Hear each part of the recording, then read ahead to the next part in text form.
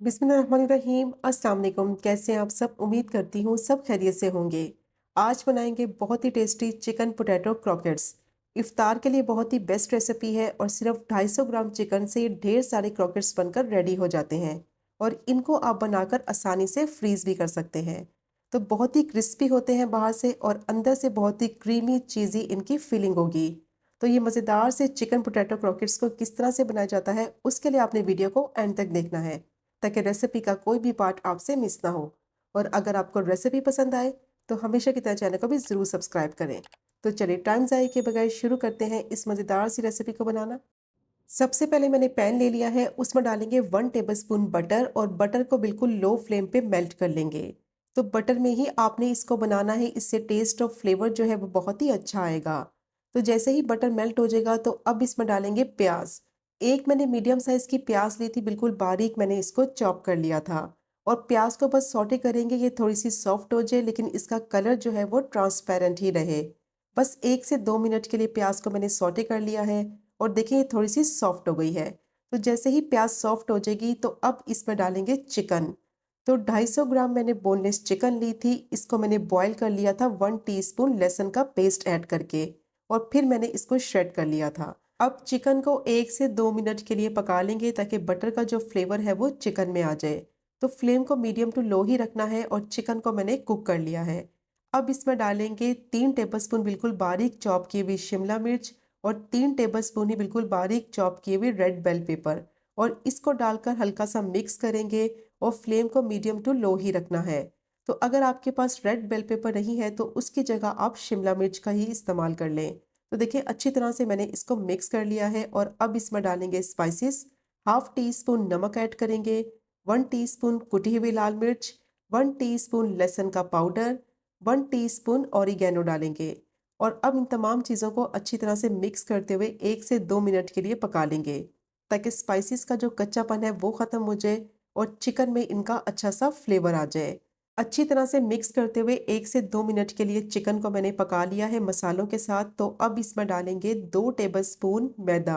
और मैदा डालने के बाद दोबारा से इसको 1 से 2 मिनट के लिए पकाएंगे, ताकि मैदा जो है वो चिकन में अच्छी तरह से मिक्स भी हो जाए और इसका कच्चापन भी ख़त्म हो जाए।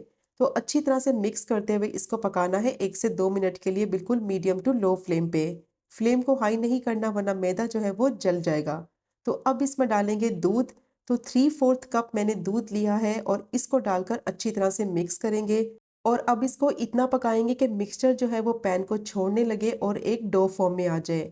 और फ्लेम को बिल्कुल लो रखना है, लो फ्लेम पे इसको मिक्स करते हुए पकाते जाएंगे। तो देखिए अच्छी तरह से मैंने इसको मिक्स करते हुए 3 से 4 मिनट के लिए पकाया है। और ये देखिए एक डो फॉर्म में आ गया है, पैन को मिक्सचर छोड़ने लगा है और कितना थिक हो गया है। तो कंसिस्टेंसी इसकी इतनी रखनी है कि मिक्सचर जो है वो अच्छी तरह से पैन को छोड़ने लगे और गाढ़ा हो जाए। और देखिए ये एक डो फॉर्म में आ गया है, इसका मतलब है मिक्सचर बिल्कुल रेडी हो गया है। अब फ्लेम को ऑफ करेंगे और मिक्सचर को प्लेट में निकाल लेंगे और इसको रूम टेम्परेचर पर ठंडा होने के लिए रख देंगे। तो जब तक चिकन का मिक्सचर ठंडा हो रहा है बाकी की तैयारी कर लेते हैं। तो यहाँ मैंने 2 अंडे लिए हैं, उनकी सफ़ेदी और जर्दी अलग कर लेंगे। तो 2 बॉल लिए हैं, एक में मैं अंडे की सफ़ेदी डालूंगी और एक में अंडे की जर्दी शामिल कर देंगे। तो देखिए इस तरह से अंडे की सफ़ेदी अलग कर लेनी है और अंडे की जर्दी भी अलग कर लेनी है। और अंडों को मैंने थोड़ी देर के लिए रूम टेम्परेचर पे रख लिया था। तो अब मैंने यहाँ लिए थे 3 आलू, उनको मैंने बॉईल कर लिया था। बॉईल करने के बाद इनको रूम टेम्परेचर पर ठंडा कर लिया था। ठंडा करने के बाद आलू को मैंने अच्छी तरह से मैश कर लिया है।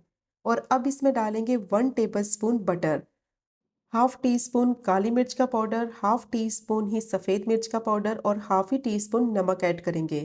और अब इसमें डालेंगे 2 अंडे की जर्दी जो कि अभी अलग करके रखी थी। और आधा कप बिल्कुल बारीक चॉप किया हुआ हरा धनिया डालेंगे। और अब इसमें डालेंगे चीज़।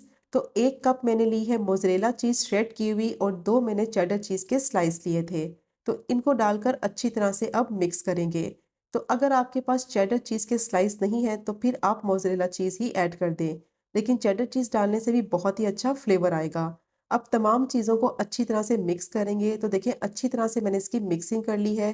बटर को आपने थोड़ी देर के लिए रूम टेम्परेचर पे रखना है ताकि थोड़ा सा सॉफ्ट हो जाए, फिर मिक्स करने में आसानी होगी। तो अच्छी तरह से तमाम चीज़ें मिक्स हो गई हैं आलू में। और अब जो चिकन का मिक्सचर है वो ठंडा हो गया है, वो भी इसमें शामिल करेंगे। और इसको डालकर दोबारा से अच्छी तरह से इसकी मिक्सिंग करेंगे ताकि चिकन का मिक्सचर जो है वो आलू के मिक्सचर में अच्छी तरह से वेल कंबाइन हो जाए। चिकन के मिक्सचर को अच्छी तरह से ठंडा करके फिर आलू में डालना है, वरना क्या होगा, आलू में नमी आ जाएगी जिसकी वजह से ये क्रॉकेट्स जो है वो क्रिस्पी नहीं बनेंगे। तो देखिए तमाम चीज़ों को मैंने अच्छी तरह से मिक्स कर लिया है और इसकी कंसिस्टेंसी चेक करें, इस तरह से थिक होनी चाहिए। बिल्कुल ये एक डो फॉर्म में आ गया है मिक्सचर, तो बहुत ही ज़बरदस्त मिक्सचर बनकर रेडी हो गया है। तो बस इस बात का आपने ख्याल रखना है कि आलू भी अच्छी तरह से ठंडे करके मैश करें और चिकन का मिक्सचर भी अच्छी तरह से ठंडा करके फिर मिक्स करें। तो मिक्सचर रेडी हो गया है, अब इसके क्रॉकेट्स रेडी करेंगे। तो हाथों को मैंने ऑयल से थोड़ा सा ग्रीस कर लिया है, थोड़ा सा मिक्सचर लेंगे और इसको शेप देते हुए क्रॉकेट रेडी करेंगे। तो देखिए इस तरह से मैं इसकी ओवल शेप बना रही हूँ, आप चाहें तो अपनी पसंद की कोई भी शेप इसको दे सकते हैं। आप राउंड शेप के बना लें या फिर ओवल शेप के बना लें। तो देखिए मिक्सचर कितना ज़बरदस्त बना है, बहुत ही ज़बरदस्त क्रॉकेट बनकर रेडी हो गया है। और अब इसकी कोटिंग करेंगे सबसे पहले मैदे से, तो खुश्क मैदे में इसकी कोटिंग करेंगे। तो फिर इसकी कोटिंग करेंगे अंडे की सफ़ेदी से।